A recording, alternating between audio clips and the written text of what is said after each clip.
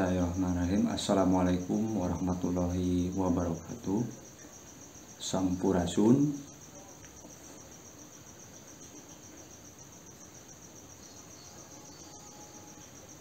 Pertemuan kali ini mata kuliah kagaluhan kita akan membahas mengenai asal usul kata galuh.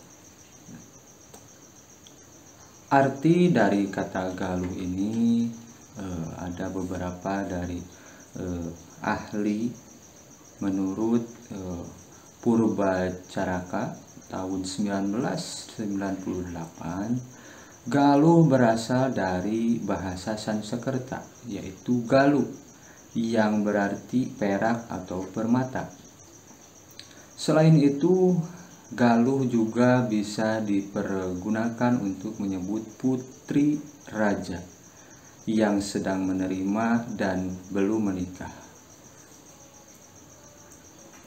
Menurut yang lain, menurut Iskandar tahun 1997, beliau menyebutkan secara tradisional oleh orang-orang Jawa, khususnya orang Jawa Barat, galeuh atau inti. Dari pengertian tersebut timbul pergeseran kata inti menjadi hati, sedangkan sebagai inti dari manusia. Dalam pengertian lain, kata galeuh disejajarkan dengan kata galih, kata halus dari beli. Sedangkan menurut Sukarja tahun 2002, galuh terkait dengan ilmu kegaluhan, yakni ilmu yang mengajarkan tentang falsafah kehidupan manusia. Pada itu, galuh diartikan sebagai permata, tetapi bukan permata yang berkilauan, melainkan permata kehidupan. Permata kehidupan kelak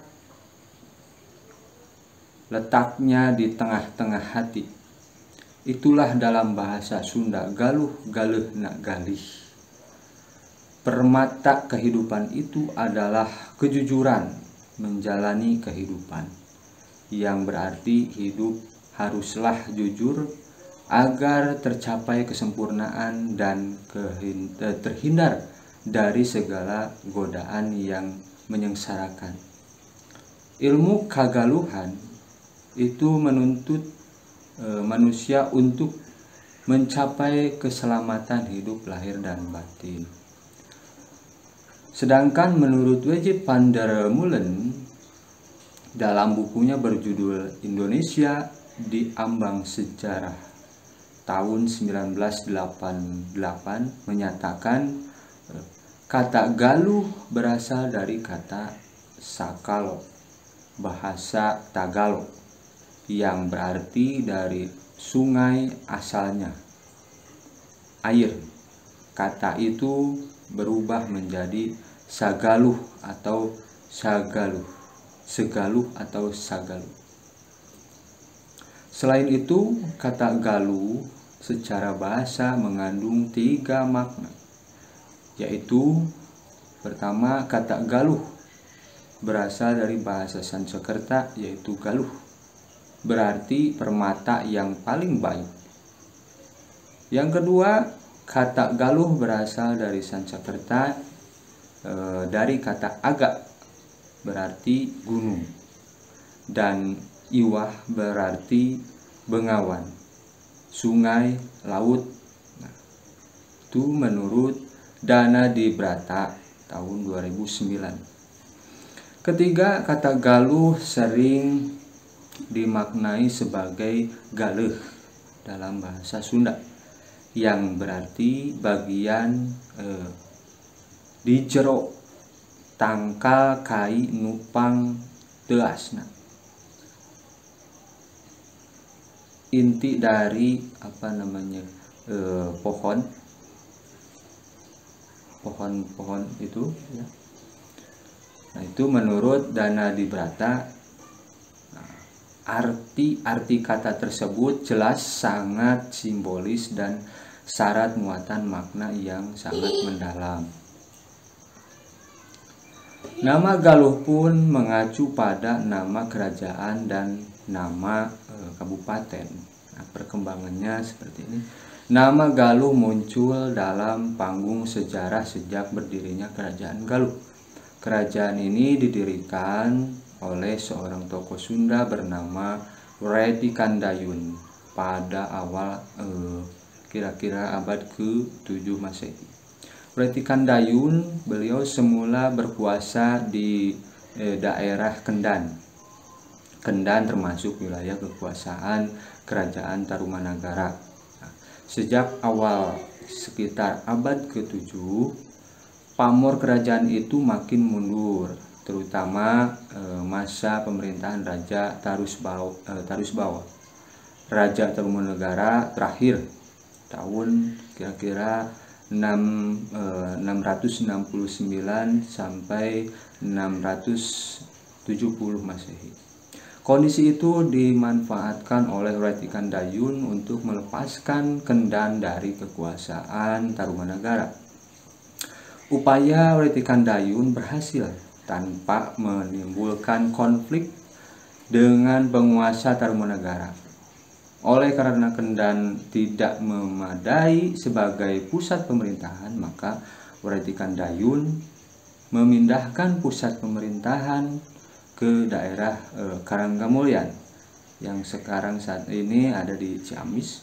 Sementara itu, Tarusbawa mendirikan kerajaan Sunda sebagai kelanjutan dari kerajaan Tarumanagara.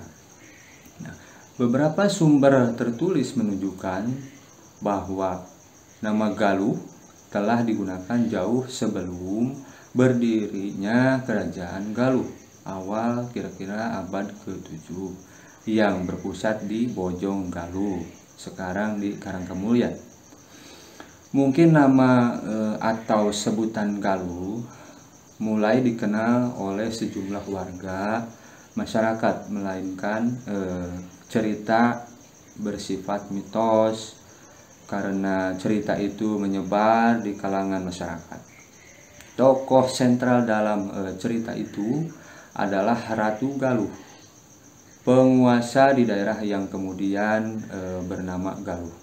Ia adalah seorang ratu yang memiliki kesaktian. Diduga cerita itu muncul jauh sebelum berdirinya kerajaan Galuh. Boleh jadi sang ratu dalam cerita tersebut menggunakan kata Galuh menjadi bagian nama dirinya atau julukan pada dirinya, Ratu Galuh, karena parasnya yang cantik dan bersih sehingga seolah-olah bersinar seperti permata. Galuh sebagai nama tempat dan kerajaan.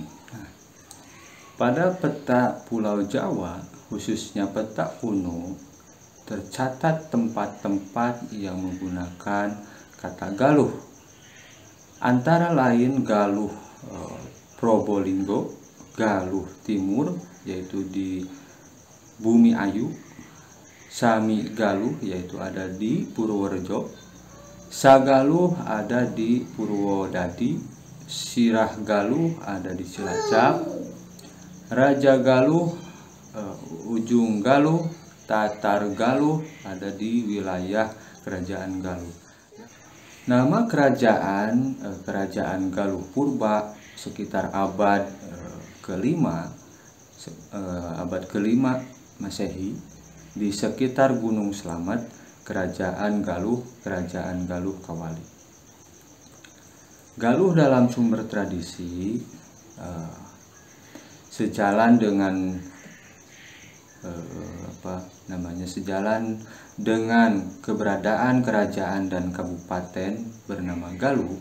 Kata atau sebutan Galuh juga dikenal oleh masyarakat melalui sumber-sumber tradisi atau sumber tertulis berupa babad atau naskah, antara lain Babad Bojong Galuh, Babad Galuh Imba Negara, cerita Ciung Wanara, carita Lutung Kasarung, carita Parahyangan, Sang Hyang Siksa Kandaga Karesian, wawacan sajarah Galuh, dan lain-lain. Sejarah Kerajaan Galuh. Nah, Kerajaan Galuh ini berdiri pada sekitar abad ke-7 Masehi, akhir abad ke-16 sampai akhir abad ke-16, tepatnya tahun 612 Masehi. Kerajaan Galuh awalnya bernama Kendan, salah satu wilayah peredikan kabuyutan dari Kerajaan Tarumanagara. Ketika Kerajaan Tarumanagara mengalami kemunduran pada masa pemerintahan Raja Taurusbawa, Wretikandayun sebagai penguasa Kendan berusaha memisahkan diri dari Tarumanagara, dan hal ini berhasil tanpa menimbulkan perselisihan. Selanjutnya berdiri Kerajaan Galuh di bawah kekuasaan Wretikandayun yang merupakan pendiri dari Kerajaan Galuh. Wilayah Kendan, Nagreg sekarang ini pada saat itu tidak memenuhi syarat untuk dijadikan pusat pemerintahan karena merupakan daerah perbukitan, sehingga Wretikandayun memindahkan pusat pemerintahannya ke Bojonggaluh yang saat ini ada di Karangkamulian. Pada saat Kerajaan Tarumanagara mengalami kemunduran, maka Raja Tarusbawa pada tahun sekitar 670 Masehi mendirikan Kerajaan Sunda yang berpusat di Pajajaran. Wretikandayun memiliki 4 orang saudara dan 3 orang anak, yaitu Sempakwaja, Mandi Minyak, dan Rahyang Tang Kidul. Pada saat Wretikandayun meninggal tahun sekitar 702 Masehi, maka di Kerajaan Galuh terjadi perebutan kekuasaan di antara putra-putra Wretikandayun. Apalagi Mandi Minyak menjalin kasih dengan istrinya Sempakwaja yang melahirkan anak bernama Sena. Wretikandayun diganti oleh saudaranya menjadi raja, salah satunya Rahyang Tang Rawung Langit. Setelah berkuasa saudara-saudaranya Wretikandayun, kekuasaan Kerajaan Galuh diserahkan pada Mandi Minyak. Selanjutnya Mandi Minyak diganti oleh Sena anaknya. Kemudian Sena dikudeta oleh Purbasora, anak dari Sempakwaja dan merupakan saudara seibu dengan Sena. Sena dan keluarganya dibuang ke Gunung Merapi. Sena memiliki anak bernama Sanjaya, dan setelah dewasa Sanjaya berhasil melakukan kudeta terhadap Purbasora.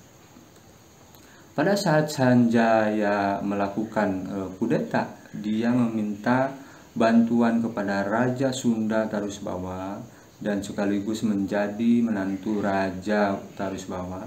Setelah terjadi pernikahan, Sanjaya sebagai Raja Galuh menyatukan 2 kerajaan menjadi Kerajaan Sunda Galuh.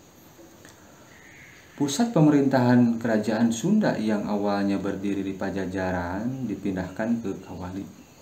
Selanjutnya Sanjaya meninggal dan tahta kerajaan dilanjutkan oleh penerusnya. Pada masa pemerintahan Prabu Maharaja terjadi peristiwa Perang Bubat.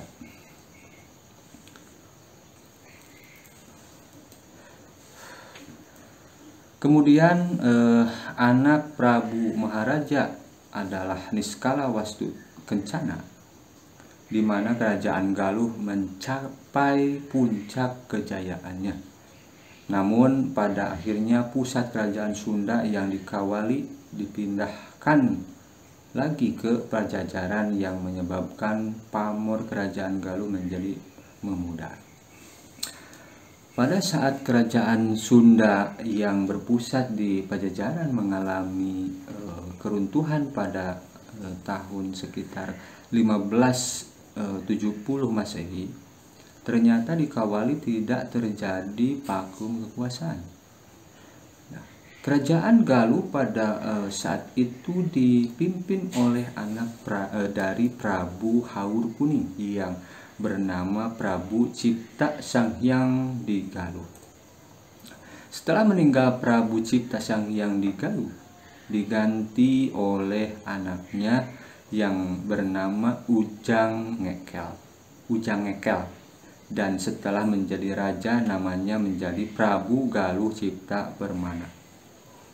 Pada masa Ujang Ngekel, Islam masuk ke Galuh yang dilakukan oleh Cirebon. Nah, selanjutnya pada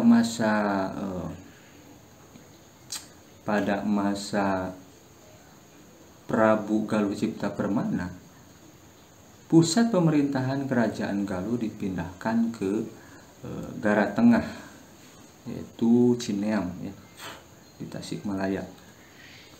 Nah, untuk materi hari ini mengenai sejarah Galuh dicukupkan sampai di sini.